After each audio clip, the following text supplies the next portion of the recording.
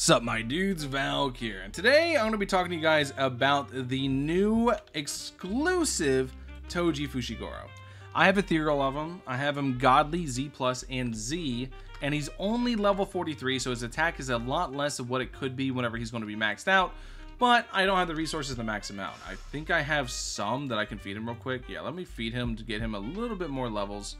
So he doesn't look so god-awful, because he is missing 16 levels, which is going to translate to something like I want to say probably like 8k, 6k, 8k more damage potentially, something like that. It'll be a good bit more damage, but I do want to talk about him today, and I do want to showcase him for you guys, because I do have Ethereal, I do have Godly, Z+, and Z, because I do like Toji a lot, so I'm hoping Toji's pretty good. So let's go ahead, let's check him out. First things first is his cosmetic. I believe it's bugged right now, because you can see he's doing the pose to be holding the, what is it?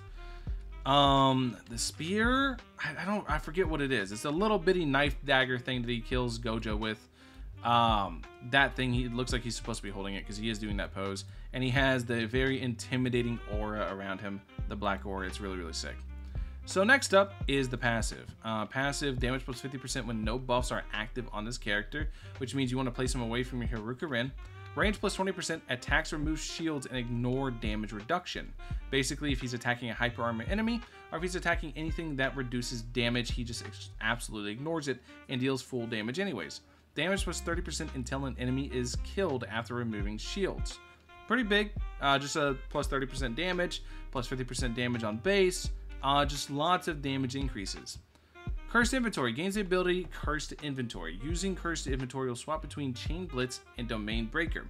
Domain Breaker plus 25% range and boss damage. This turns him into a circle attack. Realistically speaking, you're not going to be using this one that much. You're mostly going to be using Chain Blitz because it's a really good cone. And that's about it. You're going to be using it because the cone is really, really solid. But other than that, whenever it comes to traits, I think Monarch and Ethereal are probably going to be your best bets on him.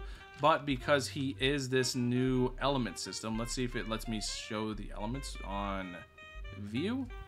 Does it let me hover them? No, you can only really hover them in game, right? How about here? No, you can you only hover them in game. But the element he is gives him 5% more crit chance, so Deadeye potentially could be decent on him as well, but he doesn't have too many multi-hits. I think final upgrade he hits them 3-4 times, so he's not like the best Deadeye candidate. So you're really looking at Ethereal or Monarch for him. I think Monarch might be better to take advantage of his insane number of percent boosts he has to himself. So Monarch could be better in that situation, but let's go ahead, let's check him out, and let's see exactly how good he is. So do keep in mind, whenever like I said, he is level 40 or 44. Yeah, he's level 44. So we're going to go ahead, we're going to go to Infinite like we normally do, and we're going to just full send and see exactly how good he can handle early waves on his own, how good he can do all this stuff. We're going to be giving him a good little look over and just seeing how good he is. He is only 1.5k on placement, which is really, really good. So we're going to go ahead and max that out as fast as we can. Max this. That way, when this wave ticks over, we do have a good little bit of income. So yeah, we're just going to now we're just going to chill out, wait till we get paid, and then we're going to put one down. We're just going to see how well he can manage the waves, because you can see on placement his circle AoE is pretty small, but he does have a 3.9 SPA on placement, which is really, really good. So he might be able to go ahead and maintain these waves even with such a small AoE if the wave ever decides to tick over, that is.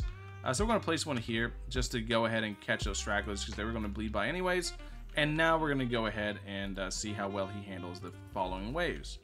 So we're going to do this, see if he bleeds while we upgrade our money. I don't think he will. I think his low SPA is going to keep it, so he's going to be able to maintain the waves even at even with such a small AoE. I think he's going to be able to maintain due to his very low SPA. Is having that 3.9 SPA, but he isn't multi-hit, keep that in mind, but he does remove shields, so his ability to remove shields doesn't matter. Like him being multi-hit or not doesn't matter, because multi-hit generally only applies to shields, and the fact that he doesn't care about shields makes it so it doesn't matter at all, realistically speaking, because you can see on placement he has that attacks remove shields thing. So if a unit or an enemy does come out shielded, he's going to be able to do a lot of work to them. So he is hitting for 3k on placement. He is getting the plus 50% because he's not getting any sort of buff. So in him not getting a buff, he's getting a buff. So we're going to do this. We're going to upgrade, let it tick over, upgrade. You can see, I think he's still managing the waves pretty handedly. Yeah, the low SBA is making it so he can pretty much stay on top of the waves, and he's just a solid damage unit on placement. And if I needed to, I could place 2 more, so he is a 3 placement. I think the 3 placement actually holds him back a good little bit, because I think on 4 placement he'd be a lot better just for being spammable, but he does have access to full AoEs later on. So here's what I was talking about. Here's what I was thinking could happen, is potentially he could bleed, and that's exactly what he's doing here. So he did actually finally bleed out because of the small circle size. Even with the really low SPA, he did eventually bleed out because the circle size is just so small on his stuff. So we're going to go ahead. I think Thrice also would really hurt him, because Thrice spawning in extra additional enemies whenever an enemy dies, and him having that small circle and not being multi-hit, because multi-hit can normally, normally what happens in multi-hit is the first hit kills the enemy, second hit kills the spawns. So you generally don't have to worry about it too much. So yeah, we're gonna go ahead, place some Akazas back here. Actually, you know what? We can just place him back here. He'll one-shot everything, and place an Akaza with him just for fun. All right, so we're gonna go ahead, finish up our money, and once our money's finished up, then we're gonna full send to Toji and just see how good he is all together. But you can see whenever he stops one-shotting the enemies, that's whenever he starts struggling with waves, because he just doesn't have the capabilities and he doesn't have multi-hits to go ahead and take care of it. But I think he makes up for it with his full AoEs, as you'll see here in a bit. So yeah, wave 7, we are maxed out money-wise. Now we're going to start full sending him. Here's his next attack. He turns into a multi-hit, a lot of multi-hits at that. And you can see he just pushes down this line straight to his enemies. It turns into a line attack and just does a ton of damage. Really, really good. Really, really, really good. Here's the 5% crit he gets from his little thing. If you do this, Unbound increases critical rate by 5%. So yeah, now we're just going to be waiting on money, and then we're going to see what his next attack is, because this attack, you can see it is starting to bleed over some, simply because they're just pushing through. That's just all it is. So now he gets one of his really early full AoEs. Full AoE very, very early on. Really, really sick. Oh yeah, oh, he does the rock thing. That's what this is. It's a rock thing versus the rabbits. That's super sick. I actually like that a lot. Big shout out. Next up is Domain Breaker. Domain Breaker, he gets a circle. So he's full AoE for 2 upgrades, and he goes back to circle. And you can see the circle isn't anything crazy, but it's not exactly super small either. Like on placement, it's just a decent sized circle. And then on Chain Blitz, whenever he gets Chain Blitz, we'll be able to see that. But he goes to a cone. So this attack here is one of the 2 attacks he can choose from whenever he gets his hidden inventory passive. So that's one thing to really consider. So here you can see he's almost at 16k, and I believe he's got 1 upgrade after it. So all in all, at least from me, right? Curse inventory 17.62k, yeah. The levels are missing a ton of stats. Keep in mind, like you can see I'm at 18.8k. The levels are missing a ton of stats. Whenever he gets his levels, yeah, you guys can see like this attack right here is really, really good. If I hit this, it turns to this attack.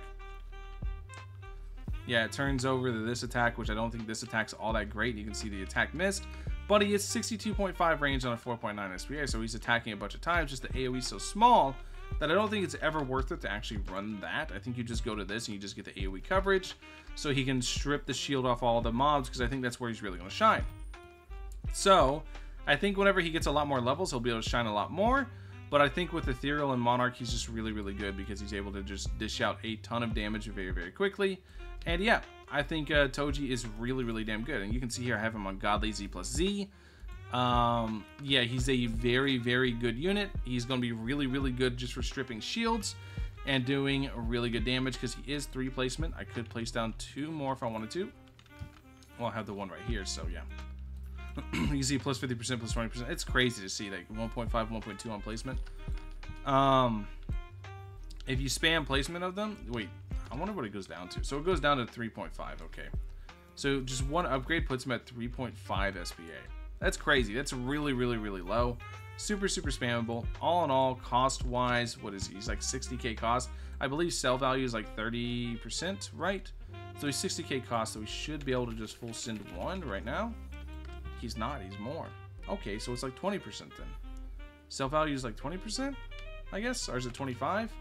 If it's 25, then it'd be this times 4, which means he is 80k to max out. Which means I should be able to max this one out now. Okay, yeah. So he's 80k to max out. That's what he is. It's 25% on sell value. But I think he's a very good unit just for ripping away. I think he's very good for ripping away shields and just doing really good damage in general. Anyways, let me know what you guys think in the comment section below. Thank you guys for watching as always. Hope you guys have a wonderful rest of your day. I'll catch you guys in the next one. Peace.